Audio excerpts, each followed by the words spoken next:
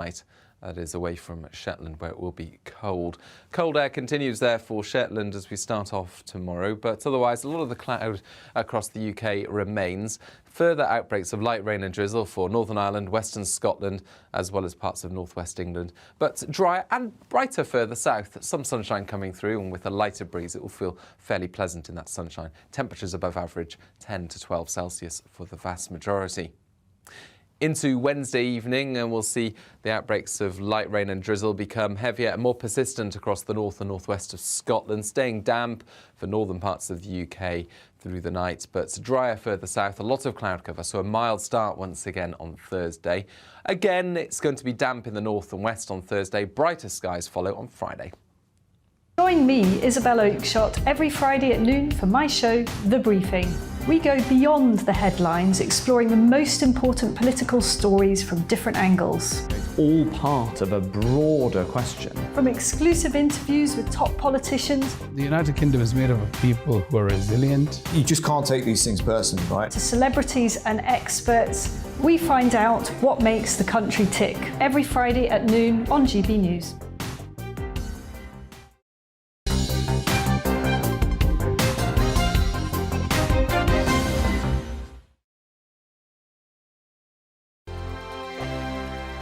Hello there, I'm Eamon. And I'm Isabel. And you're watching the GB News digital stream across the United Kingdom. And around the world. If you're here in the UK, you can also watch us on your TV screen. GB News is Freeview channel 236. On Sky, we're channel 515. 626 on Virgin Media. Just remember, you might need to retune your TV to watch the channel. Yeah, and if you are doing that, find out more about retuning by going to gbnews.uk.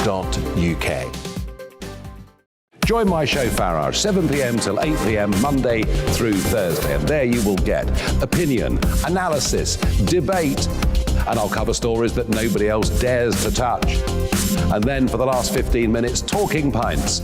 We're over a drink. We have a civilized conversation with someone.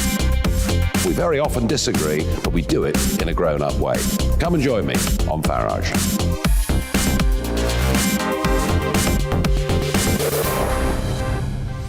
I'm Dan Wootton. Join me Monday to Thursday from 9 to 11 for the feistiest and most fun news debate on TV, where free speech reigns. I'll bring you a sharp take on the day's biggest stories, bombshell newsmaker interviews, and A-list guests.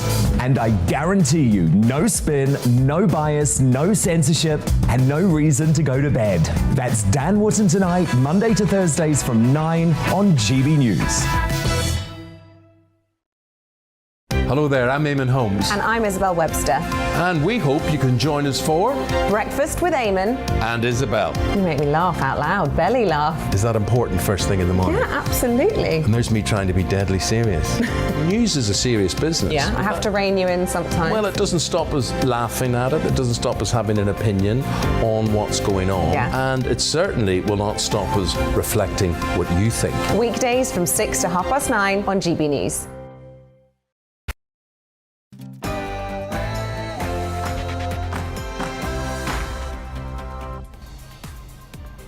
Welcome to On the Money, your daily dose of economics, business and consumer news. I'm Liam Halligan, and we're here in Macclesfield in Cheshire, about 15 miles south of Manchester, part of GB News' North West Week. It's all happening in Westminster. There's lots of parliamentary theatrics, but we're out here testing the mood. We're literally talking to the butcher, the baker, the Cheshire and the cheddar cheese maker. That's all after the GB News headlines. On the Money, here's Rosie Wright.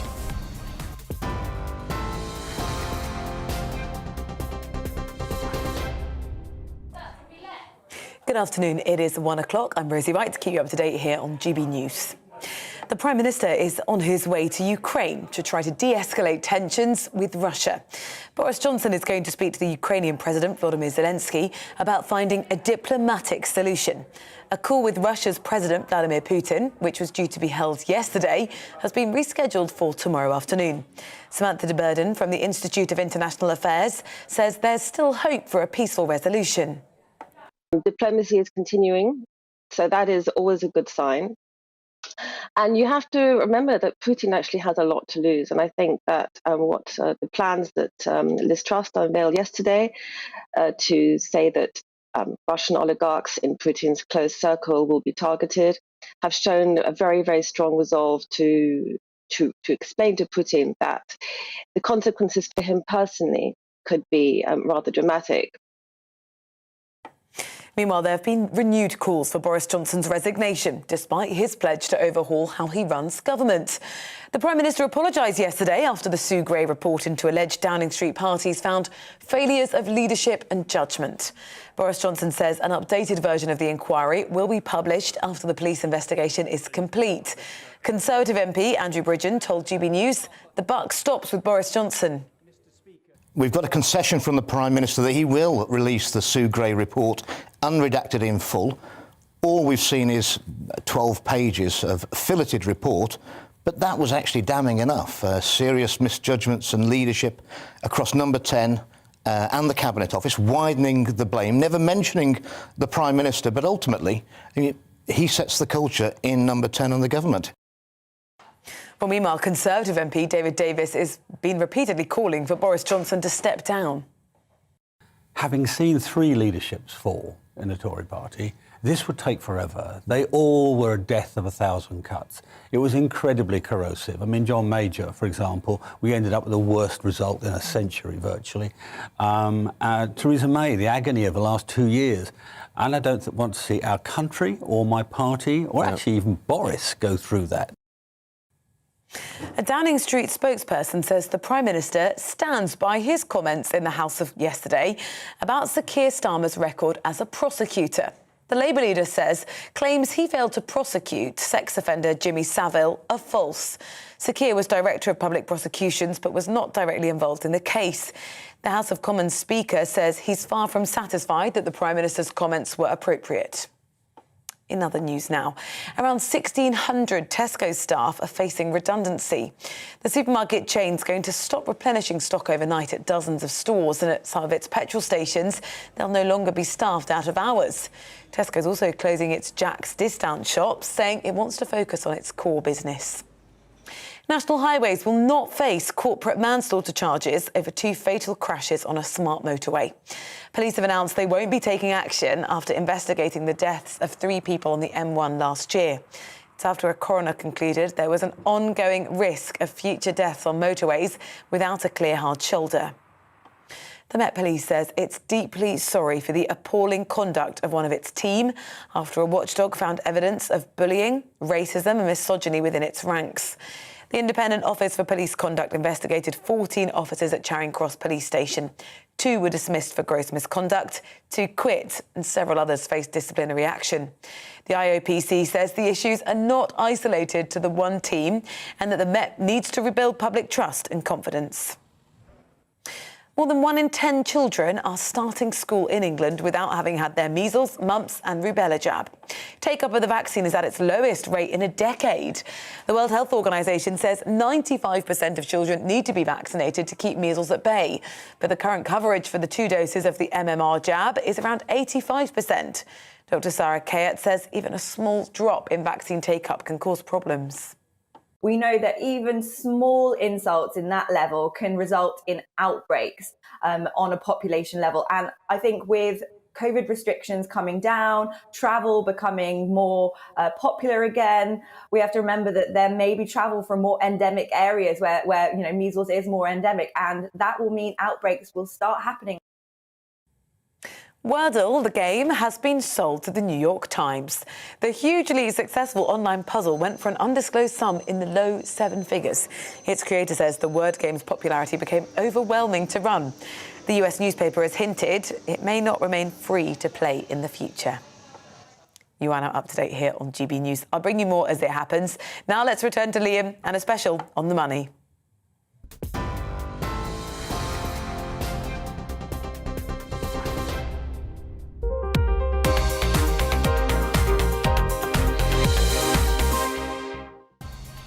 And welcome back. You're on the money with me, Liam Halligan, and we're broadcasting today from a special place from the Cheshire town of Macclesfield. We're in the Cinemac Independent Theatre just off the bustling Macclesfield High Street. Back in the 19th century, This building was a Sunday school when Macclesfield was one of the world's leading manufacturers of silk. It's now a much-loved independent business. We're here as part of GB News North West Week, starting off in Macclesfield here with On the Money today. Tomorrow we move on to Burnley, moving from Cheshire into Lancashire. Burnley, the most furloughed town in the UK, unfortunately, during the lockdown pandemic. I'll be there presenting On the Money at 1 p.m. Darren McCaffrey, our political editor, will be presenting his show at 3 p.m. And then on Thursday we move up to Blackpool.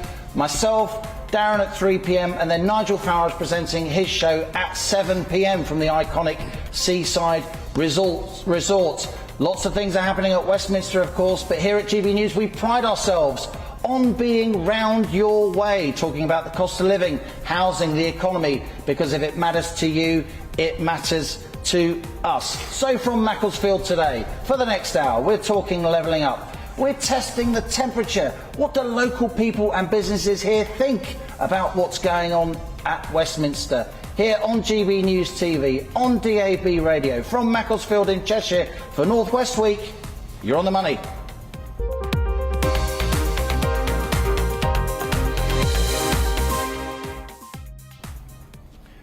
Now, Boris Johnson, of course, was elected in 2019 off the back of promises not only to get Brexit done, but also to level up the UK economy, and how necessary that is. We are the most economically imbalanced major economy in the world. You know, incomes in London are 30% higher than the average UK wage across the country. And in the northwest, this was one of the regions hit most heavily in terms of both business and health by that COVID pandemic. We're in Macclesfield here in Cheshire, in the Cinemac Theatre. We're just south of Manchester, about 15 miles. This is a relatively prosperous town. It's returned a Tory MP since the 1930s. But what is the experience here of people in terms of getting through lockdown? What is the business sense in terms of this economic recovery that we're reading about? Is the cost of living crisis biting here in relatively prosperous part of Cheshire? So that's your On the Money question today, marking the beginning of GB News North West Week from Macclesfield in Cheshire. Is the economy looking up?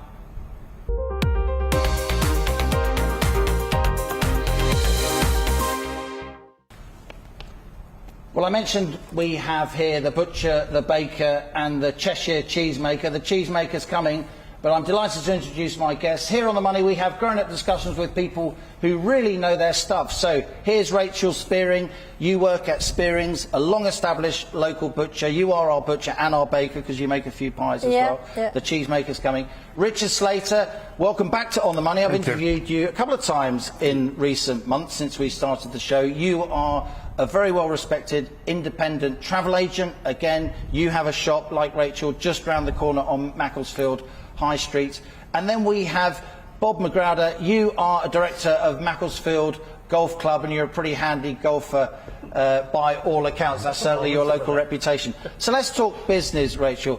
You run the local butcher, you're a customer-facing person. When I go into my local butcher, you have a little chat about what's going on. In terms of the cost of living crisis, what's happening here in Macclesfield? Well, at the end of the day, we're very fortunate with our business because people still have to eat. And we're well established, which is also on our side. And because of that, we have a big, loyal customer base. How long has your butcher been there? Because you were born into the I was, born into the business. My dad ran it, and my mum. And my grandfather set it up in 1945 when he came out of the war. Wow. So it's well established, and we've got a really good customer base. They're very loyal. In terms of the cost of living, you do find that sometimes like your pies go quicker because they're a more reasonable thing to buy. That's right. So it's slightly more economical than a joint of meat. More reasonable, cheaper lunch. And I know you slaughter your own animals, and you're a very traditional butcher, local farmers and so on. We're very fortunate in this area to have, the local farms. We're on our own And to what extent is your cost base going up, the price that you pay for the livestock, and to what extent are you having to pass those price increases on to your loyal customer base? It creeps up. It always does. It always has done. And if you're not too greedy, you can, you know, shoulder some of that. You don't have to always pass it on. Obviously, you do to some extent. But if you can sort of, you know, hold back, that's good as well, because you don't want to be too greedy. Yeah, indeed. But you've got to keep the business going. And you've got to keep ticking over and keep your customers happy as well. So, Richard, a lot of businesses did stay open during lockdown, of course, not least a lot of local food retailers. You're in the travel industry. There weren't many industries hit harder by the pandemic. Was there any point during lockdown that you thought your business may fold? Yeah, I think in November 20 there was certainly, I wouldn't say it was going to fold, but certainly we were looking at further staff reductions and cost cutting, so perhaps returning back, establish the business from home and perhaps returning back home. But like Rachel, we've got a very strong local following, and the good thing about Macclesfield is with our business AstraZeneca around the corner, a lot of husbands and wives and families work there, so there are lots of joint income. So there's a lot more affordable, you know, there's a lot more spendable available. I originate from Winslow, which is just a few miles to the north. And a lot of my friends, when we were growing up, moved from Winslow to Macclesfield because it's more affordable and a place to live. For various reasons, I know this part of the country quite well. Macclesfield, it's a market town, and obviously you've got 50,000 people here. That is a viable local economy. And walking along the high street last night and this morning, it's clearly quite a vibrant high street. You've also got Wilmslow, Alderley, you've got Prestbury, quite pretty prosperous areas by national standards. So you have got quite a bit of spending power around here. To what extent are you now seeing that spending power expressing itself in your travel business now that most travel restrictions, have been eased? Certainly, we are seeing an increase in customers and new customers. Certainly, that's, I think, because of the information we put out on social media, and rather it being just offer after offer on Facebook or whatever, we're very informative. But we're certainly seeing at least 1.5 of new customers out of 3 are brand new to us, previously booked online or with a multiple. They want the reassurance and they want our skills because potentially they've had their fingers burnt booking online. Bob, Rachel and Richard's businesses are literally just around the corner. The golf club is a mile or so out of town. Very nice golf club it is too, 18-hole course up there on the hills. You'll speak to lots of people in the bar at the golf club, often business owners, local entrepreneurs and industrialists. Tell me about the economic mood here in the northwest. Obviously it's not London and the southeast, but it's a pretty important part of the UK economy. It is. I think it's patchy, to say the least. I think it depends on the nature of the business that you're in. Yeah. And the effect that the pandemic has and the COVID restrictions have had on that business. But in the most part, most of the businessmen that I speak to coming to the golf club are optimistic, see some kind of future, although it's going to be a very gradual sort of climb out of this situation.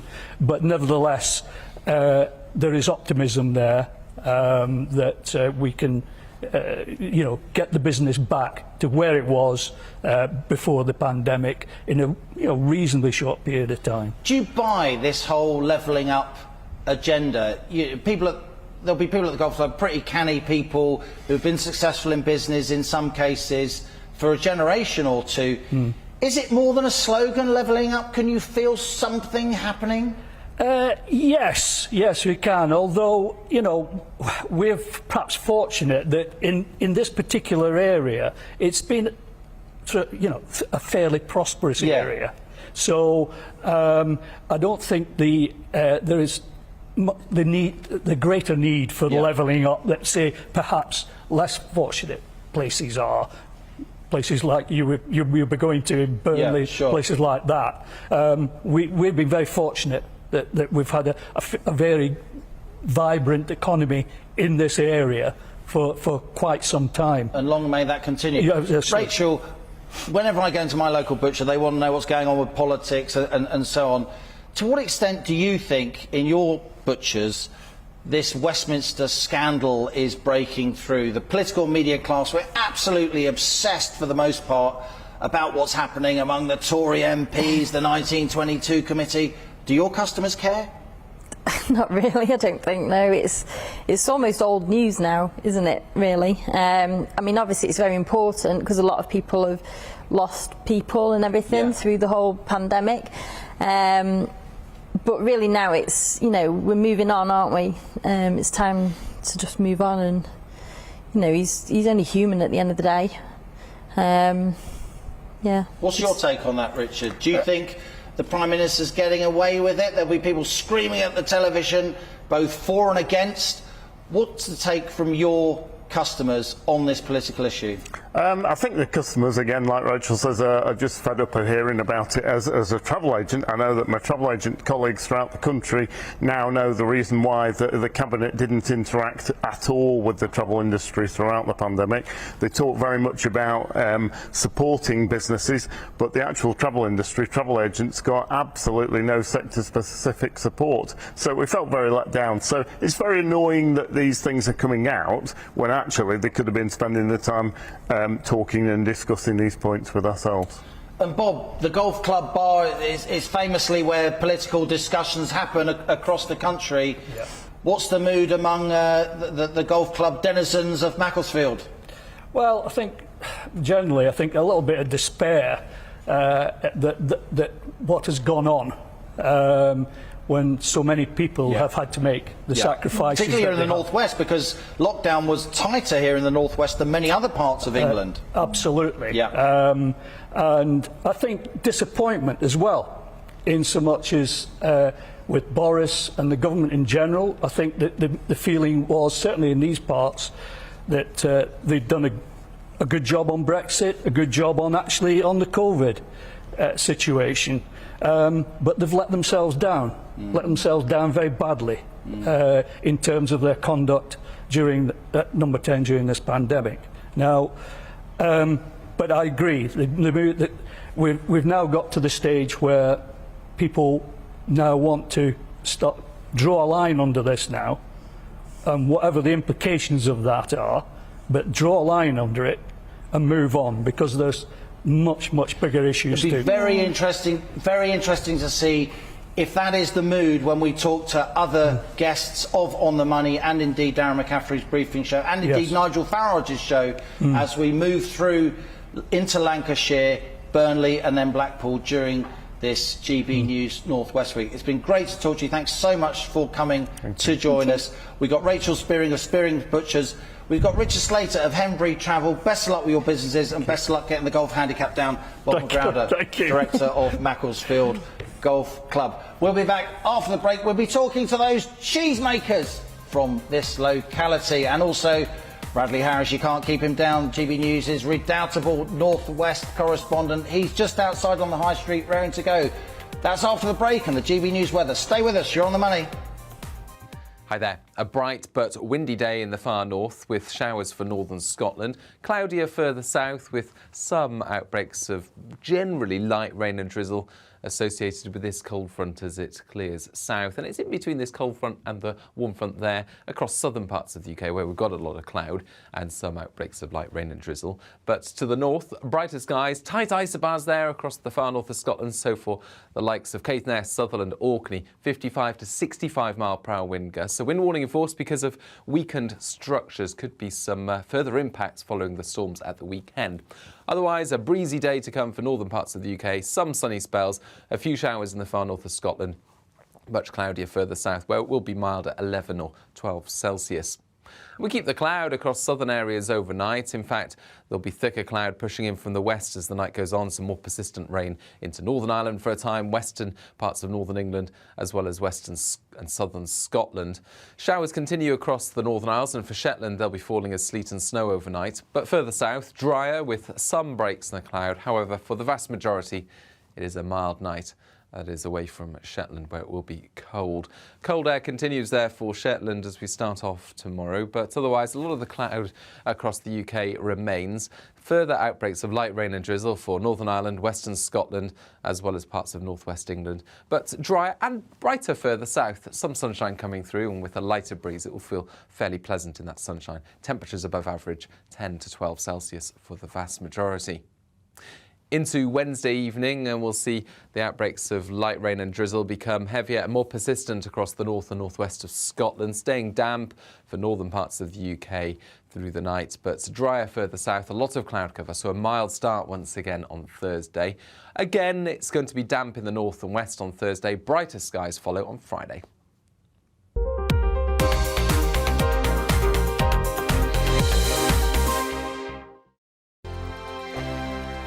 Hello there, I'm Eamon. And I'm Isabel. And you're watching the GB News digital stream across the United Kingdom. And around the world.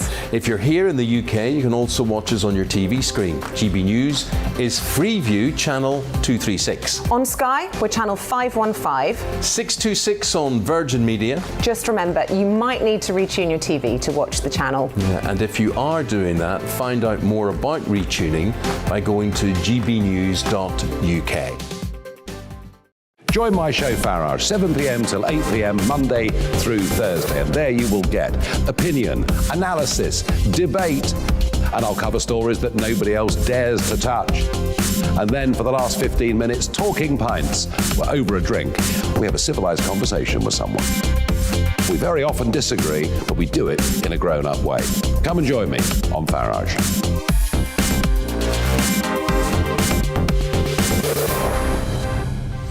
I'm Dan Wootton. Join me Monday to Thursday from 9 to 11 for the feistiest and most fun news debate on TV, where free speech reigns. I'll bring you a sharp take on the day's biggest stories, bombshell newsmaker interviews, and A-list guests.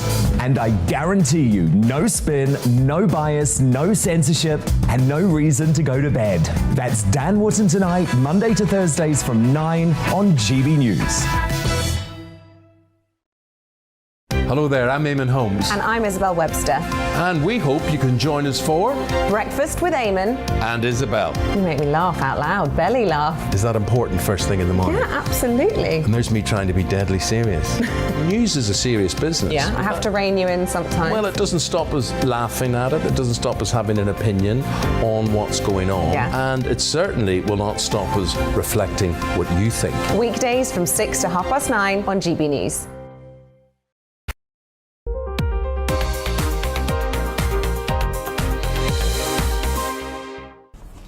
Welcome back. You're on the money with me, Liam Halligan. You might notice I'm not in our London studios. That's because this is GB News Northwest Week. So I'm in sunny, or today not so sunny. Weather's not bad here a lot of the time. Macclesfield in Cheshire, about 15 miles south of Manchester. We are in the fabulous Cinemac independent cinema. Back in the 19th century, this was built as an illustrious Sunday school when Macclesfield was one of the world's capitals of silk manufacturing. We're here talking levelling up, and we're also taking the political temperature, given all the ongoing shenanigans at Westminster. We've just heard from two local business leaders and the chap that runs the local golf club, taking the mood, and now we're joined by local cheesemakers extraordinaire. It's Sophie Buxton and Ed Whittaker. You are from the Cheshire Cheese Company. I like a bit of cheese, and we recently had the Stilton manufacturers from Long Clawston in Melton Mulberry in Leicestershire, and now we're in Cheshire country making cheese. Joking aside, how was lockdown for you two in terms of the business? Oh, where do we start, Ed? It was a sort of a tale of two towns, really. So we're quite lucky in the sense that we have a retail side, physical retail premises, shops. We also have the online side and our wholesale side. The physical shops, obviously, they weren't open. We went from 5 shops down to 1 shop. So shops kind of dotted around the area and up in York, they all closed down. So that side of the business was Were you required decimated. to close down, Ed? Yes. Because so, supermarkets were allowed to stay open. Yes. And I often thought, this is unfair on smaller food retailers. Why are the supermarkets getting this leg up? They need at least... Yeah, so a lot of our shops are in sort of designer outlets, yeah, sort of like retail, like the clothing places. So we had shops there dotted about, so they had to close because the whole retail centre closed down. The ones on the small sort of touristy high streets, there was nobody out. So sort of like a little Bakewell just down the road in the Peak District, there's nobody going there because we solely rely on tourists there. Sure. Did you ever fear for the future of the business, Sophie? A lot of businesses went out of business during lockdown. There's no shame in it. It's sometimes a necessity. Did it ever come close for the Cheshire Cheese Company? I mean, from the market side, yes, because, we never knew when the Christmas markets were going to start up again. We lost like 1.5 million in kind of shop being closed. No markets, but then in terms of like the online side of the business, they were forced to change their spending habits. So, it turned from buying like thank you gifts, birthday presents. People couldn't go out, so the online growth was massive. Unbelievable. It was crazy, wasn't it? Do you think you pivoted to online to a greater extent than you otherwise would have? Did lockdown force you to move online, Ed, quicker than you thought you would? So we already had a pretty good online standing anyway. We had a big retail shop that, we did several thousand hamper orders a year. That though went from several thousand a year to several thousand a week, especially over Christmas. So the online growth from sort of pretty much as soon as we hit the lockdown, sort of end of March, was just shot up.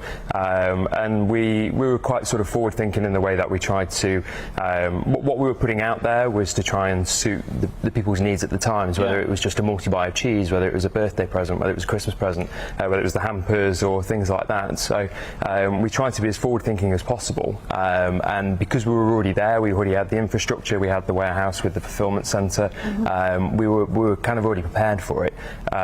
We weren't quite prepared for the number of orders we were getting, and we actually had to turn the website off over Christmas. Wow. So in that sense, it was fantastic. But from a retail, your business is quite a lot bigger now than it was at the start of lockdown. The online section is, yes. So the wholesale has side... it replaced what you lost on the retail side? Yes, but at the same time, they're sort of owned by different directors in terms of how they're run. So the director of the retail side, the physical retail side...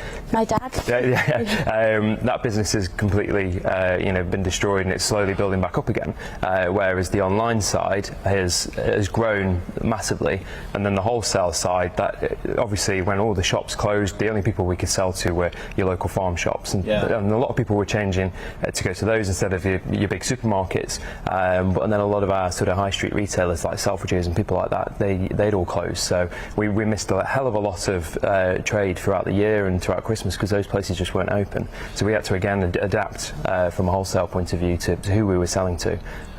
Now, some businesses have had they see Brexit as an opportunity. Your company's had a bit of trouble so far since we left the European Union. Is that right, Sophie? Yeah, I think there was a lot of hidden details that nobody really knew about, and it was only when we started to try and ship to the EU and we found out that it was a health certificate of £180 per parcel.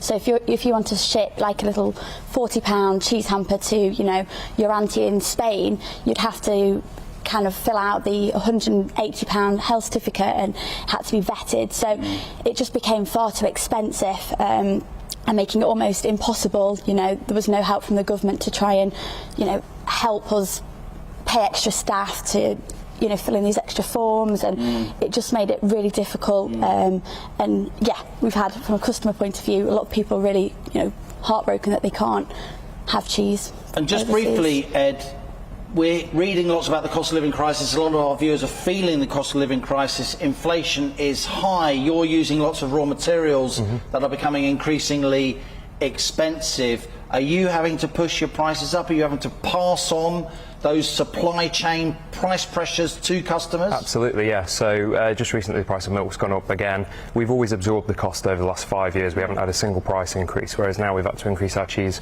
each individual unit by 50p. So it's quite a big jump. What sort of percentage increase is that roughly? So we typically retail at £4.50. Okay. Now they're retailing at around £5. So it's quite chunky then. Yes. It's more than sort of, because headline inflation is 5.4%. That's the consumer price index. Yeah. I've always suspected and said many times to On The Money viewers, actual inflation in the supply chain for manufacturers is much higher. Yeah. Let's get you guys on again when I'm back in the studio in London. It'd be great to see how the business develops. Ed Whittaker, Sophie Buxton of the Cheshire Cheese Company. All the very best to you, and thanks for appearing here on The Money. After the break, from one iconic business to another, we're going to be talking to Nick Bianchi. He's a direct descendant of the founders of Arighi Bianchi, a very famous, celebrated furniture retailer here in Macclesfield. Everyone in the Northwest knows it. And of course, Bradley Harris will be popping up on your screen. So stay with us on the money. That's after the GB News headlines with Rosie Wright.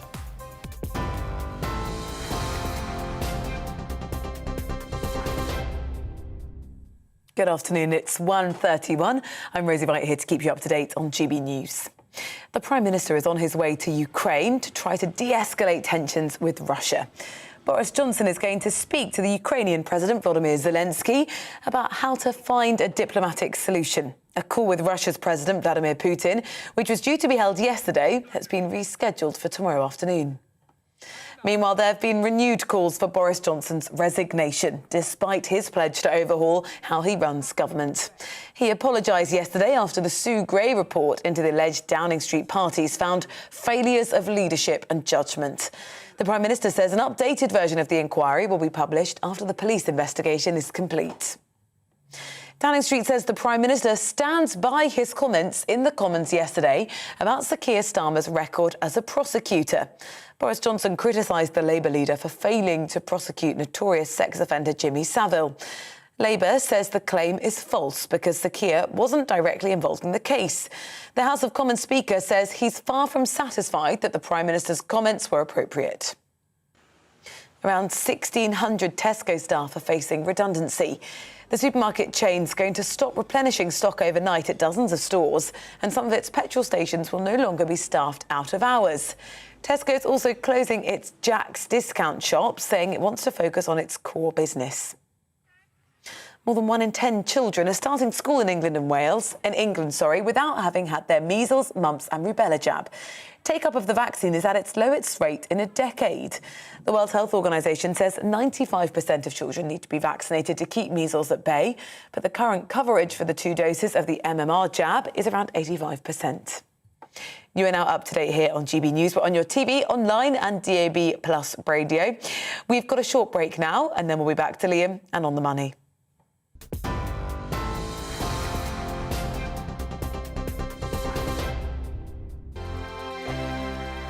Hello there, I'm Eamon. And I'm Isabel. And you're watching the GB News digital stream across the United Kingdom. And around the world. If you're here in the UK, you can also watch us on your TV screen. GB News is Freeview channel 236. On Sky, we're channel 515. 626 on Virgin Media. Just remember, you might need to retune your TV to watch the channel. Yeah, and if you are doing that, find out more about retuning by going to gbnews.uk.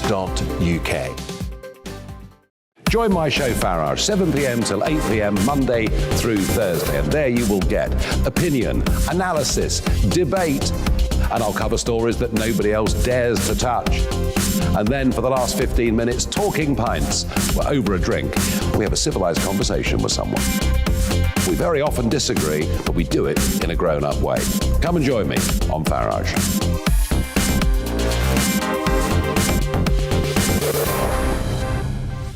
I'm Dan Wootton. Join me Monday to Thursday from 9 to 11 for the feistiest and most fun news debate on TV, where free speech reigns. I'll bring you a sharp take on the day's biggest stories, bombshell newsmaker interviews, and A-list guests. And I guarantee you, no spin, no bias, no censorship, and no reason to go to bed. That's Dan Wootton tonight, Monday to Thursdays from 9 on GB News. Hello there, I'm Eamon Holmes. And I'm Isabel Webster. And we hope you can join us for Breakfast with Eamon and Isabel. You make me laugh out loud, belly laugh. Is that important first thing in the morning? Yeah, absolutely. And there's me trying to be deadly serious. News is a serious business. Yeah, I have to rein you in sometimes. Well, it doesn't stop us laughing at it. It doesn't stop us having an opinion on what's going on. Yeah. And it certainly will not stop us reflecting what you think. Weekdays from 6 to 9:30 on GB News.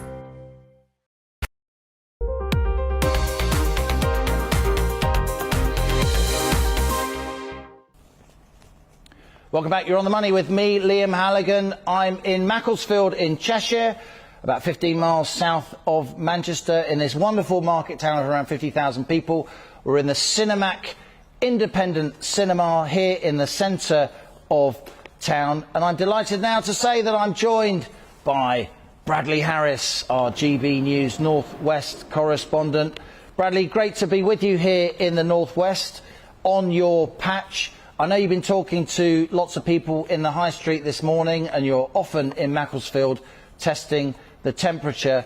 To what extent do you think the cost of living crisis is biting here?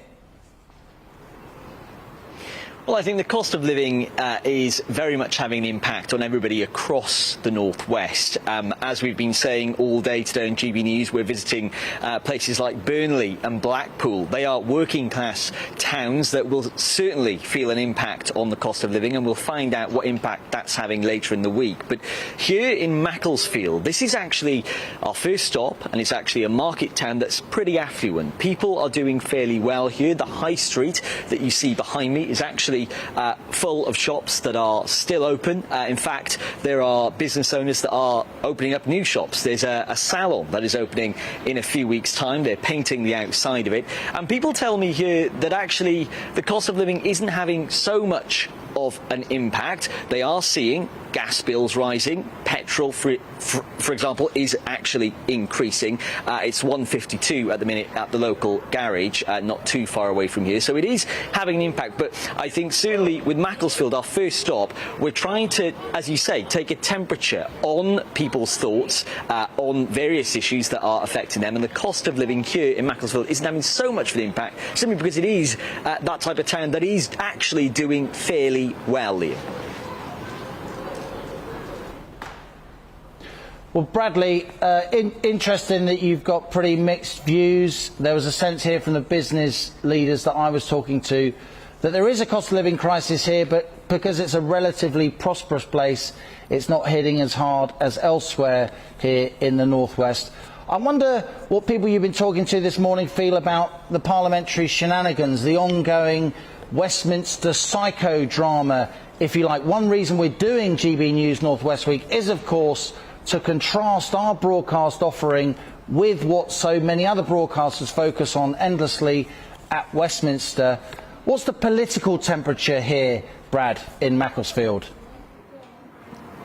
Yeah, Liam, this is a story that is certainly still bubbling, not just in Westminster, but here in Macclesfield.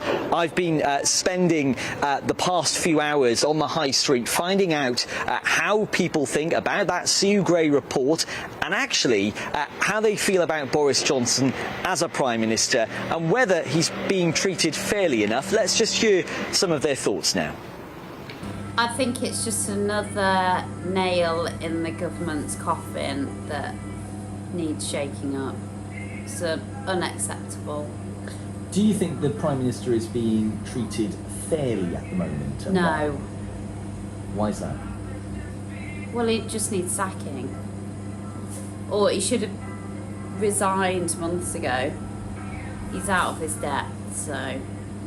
Well, it's a double-edged sword because, in some respects, he didn't sign up for any of this. In between, he's had a couple of kids. He's managed to get through the Brexit thing and through the COVID thing, and I think he's done very well about that. But at the same time, he's let himself down making rules. You know, you make a rule, you stick to the rule. Everybody sticks to it, you're supposed to, anyway. I think the public have the right to know what was found in that report, and it should be discussed. He is in charge of the government, and at the end of the day it falls on his head.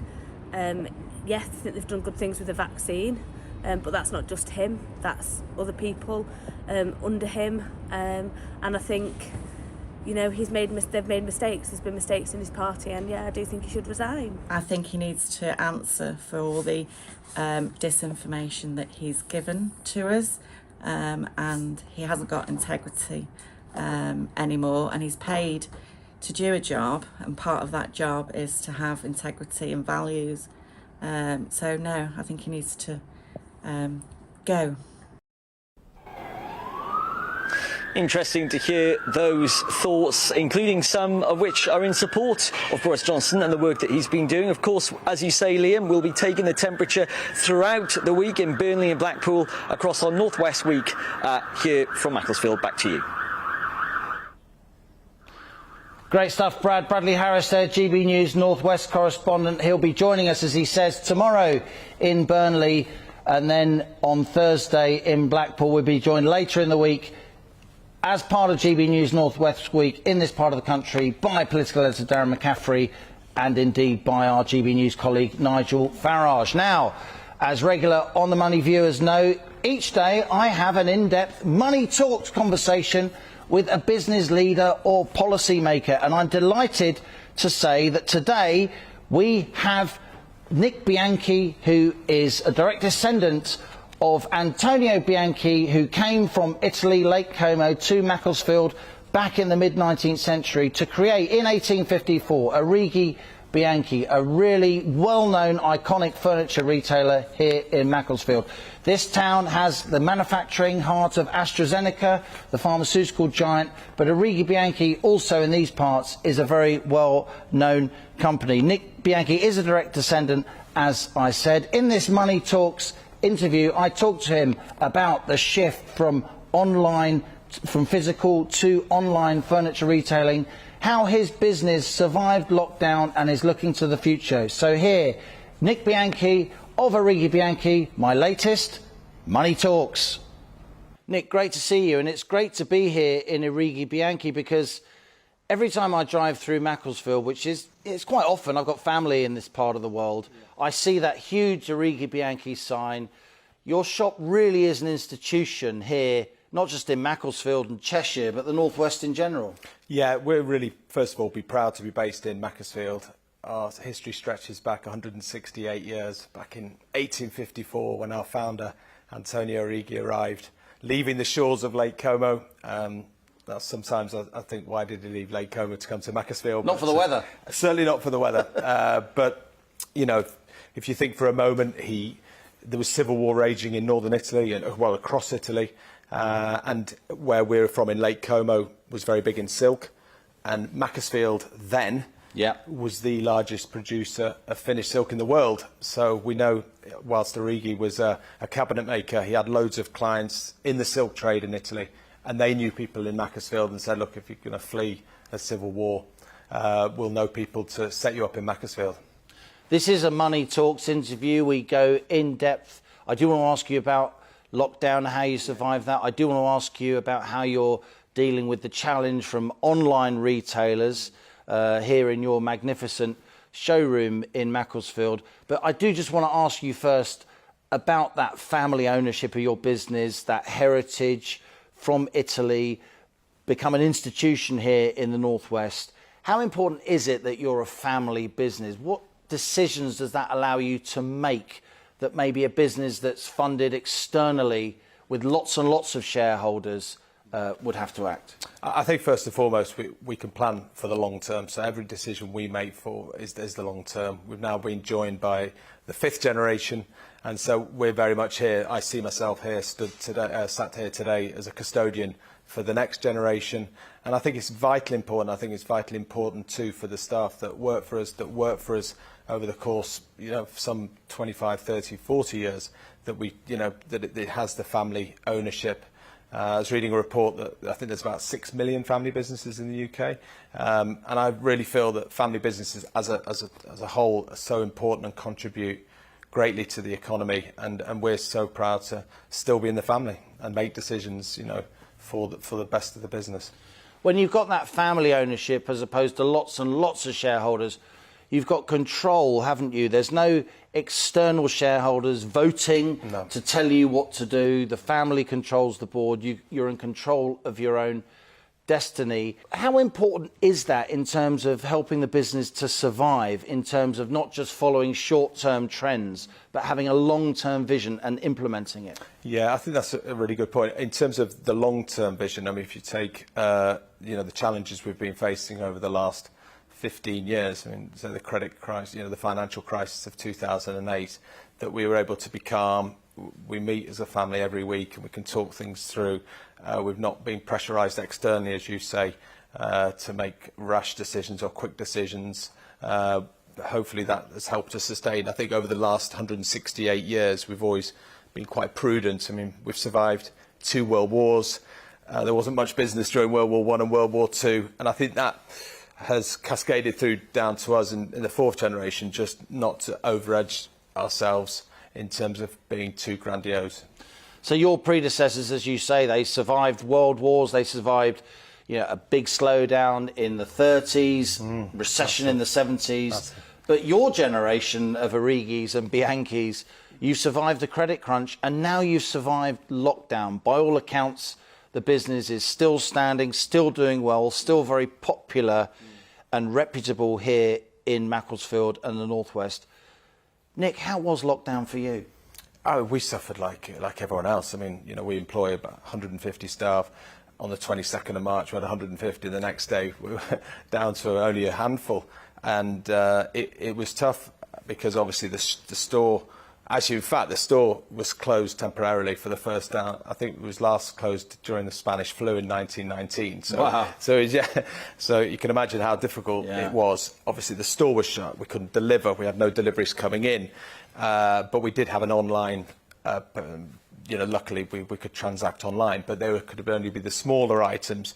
So certainly from the turnover we do on a weekly basis, suddenly we're just able to deliver to the door an accessory. Obviously we're taking a hit on turnover. Obviously furlough helped, but it was good times as well, Liam, because there was about 8 of us, and every day things changed. And but on a lovely side, siege mentality. Yeah, there was. A lot of businesses have described lockdown to me like that.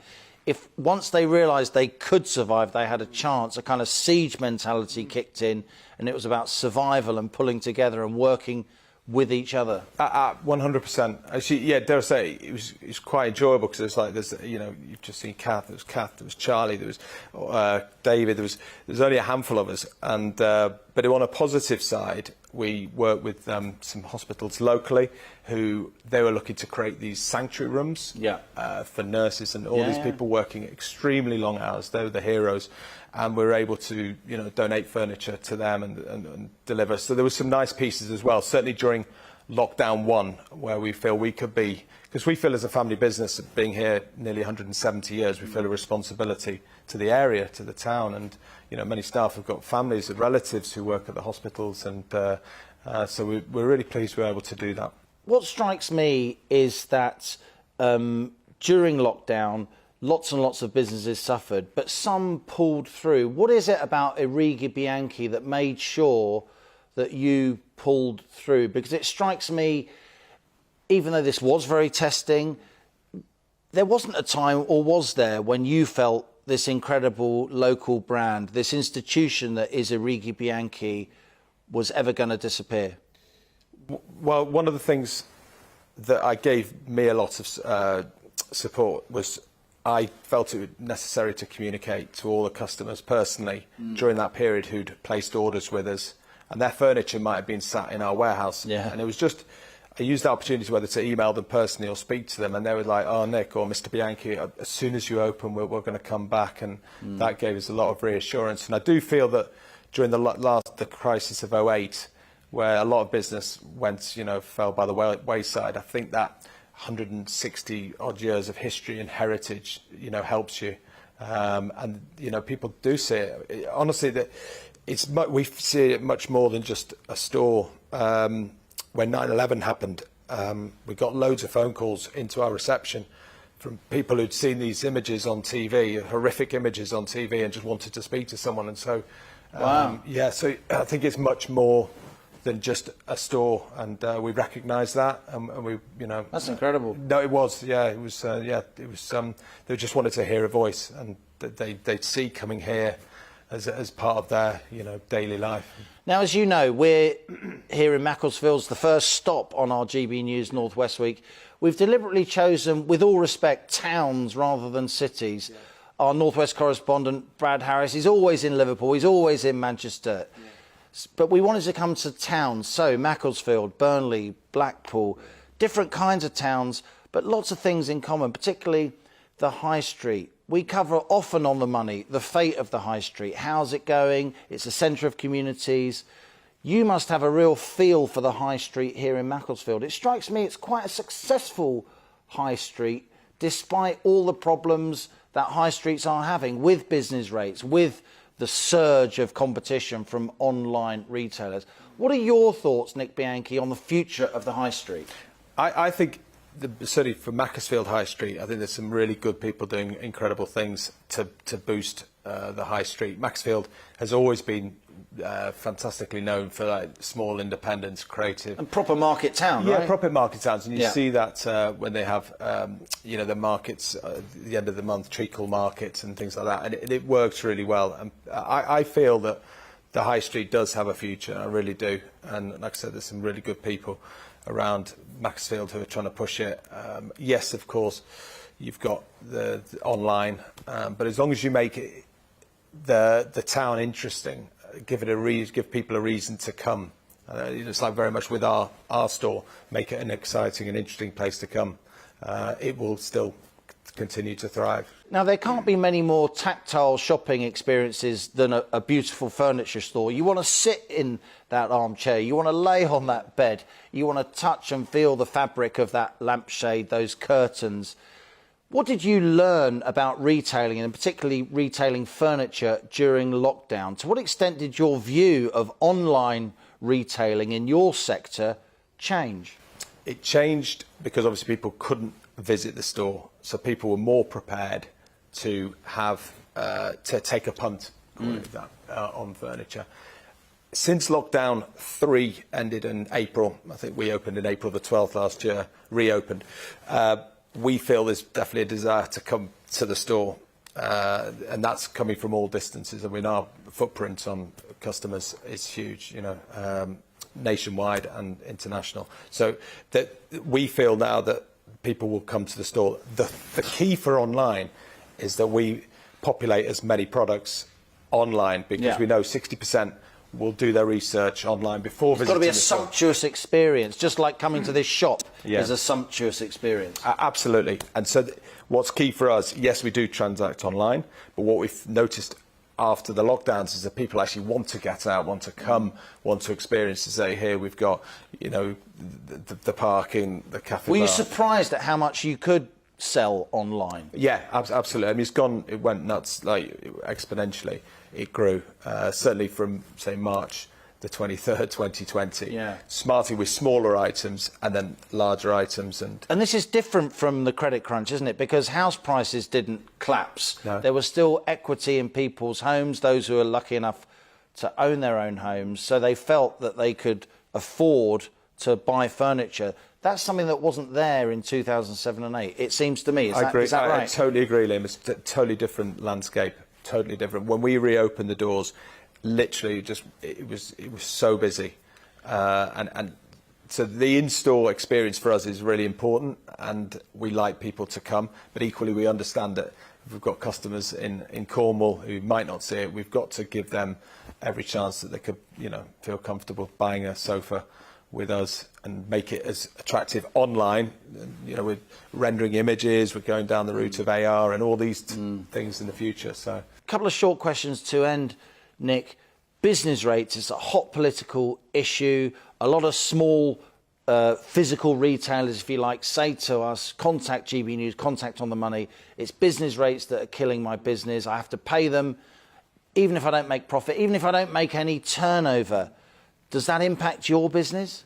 Not so much. I totally understand, because I sit on a board of Macclesfield Means Business, and I do understand that. It's a common... Oh, goodness me, absolutely. Common subject. And I sit on a board which talks about the High Street, and that gets talked all the time. And I do think it does need addressing, 100%, but not so much for us, no. You're a busy man, Boris Johnson's a busy man, but how about I get you two together in the GB News On The Money elevator for 15 seconds? What do you say to him about what you need to make your business work, to make businesses locally here in Macclesfield work? I think, like you say, support the North, give us as much investment. Don't just keep it in London, keep it in the north of England, and yeah, it's a wonderful area. So yeah. Nick Bianchi, great to see you. Thanks for appearing. Thanks very much, Dave. Money Talks. Cheers. Thank you very much. Cheers. Nick Bianchi there, of Arighi Bianchi, the iconic furniture retailer here in Macclesfield in the northwest of England, a direct descendant of the Arighis and Bianchis who set up that company back in 1854. We've been broadcasting here from the Cinemac cinema in Macclesfield as part of GB News Northwest Week. Tomorrow we move on to Burnley in Lancashire. I'll be joined by Darren McCaffrey, GB News political editor. And on Thursday, the iconic seaside resort of Blackpool. Myself, Darren and Nigel Farage at 7 p.m. on Thursday night. Thanks for joining me here today on The Money. We'll be back tomorrow, as I've said. So from Macclesfield in the northwest, I'm Liam Halligan. This is GB News, and that was On The Money. Hi there. A bright but windy day in the far north with showers for northern Scotland. Cloudier further south with some outbreaks of generally light rain and drizzle associated with this cold front as it clears south. And it's in between this cold front and the warm front there across southern parts of the UK where we've got a lot of cloud and some outbreaks of light rain and drizzle. But to the north, brighter skies, tight isobars there across the far north of Scotland. So for the likes of Caithness, Sutherland, Orkney, 55 to 65 mile per hour wind gusts. So wind warning in force because of weakened structures. Could be some further impacts following the storms at the weekend. Otherwise, a breezy day to come for northern parts of the UK, some sunny spells, a few showers in the far north of Scotland, much cloudier further south where it will be mild at 11 or 12 Celsius. We keep the cloud across southern areas overnight. In fact, there'll be thicker cloud pushing in from the west as the night goes on. Some more persistent rain into Northern Ireland for a time, western parts of northern England, as well as western and southern Scotland. Showers continue across the Northern Isles, and for Shetland, they'll be falling as sleet and snow overnight. But further south, drier with some breaks in the cloud. However, for the vast majority, it is a mild night. That is away from Shetland, where it will be cold. Cold air continues there for Shetland as we start off tomorrow, but otherwise a lot of the cloud across the UK remains. Further outbreaks of light rain and drizzle for Northern Ireland, western Scotland, as well as parts of northwest England. But drier and brighter further south. Some sunshine coming through, and with a lighter breeze, it will feel fairly pleasant in that sunshine. Temperatures above average, 10 to 12 Celsius for the vast majority.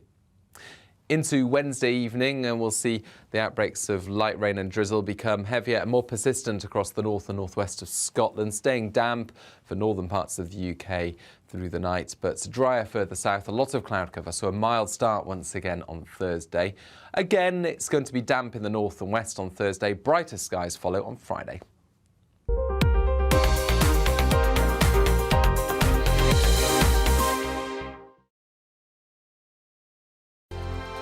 Hello there, I'm Eamon. And I'm Isabel. And you're watching the GB News digital stream across the United Kingdom. And around the world. If you're here in the UK, you can also watch us on your TV screen. GB News is Freeview channel 236. On Sky, we're channel 515. 626 on Virgin Media. Just remember, you might need to retune your TV to watch the channel. Yeah, and if you are doing that, find out more about retuning by going to gbnews.uk. Join my show Farage, 7 p.m. till 8 p.m. Monday through Thursday. And there you will get opinion, analysis, debate, and I'll cover stories that nobody else dares to touch. And then for the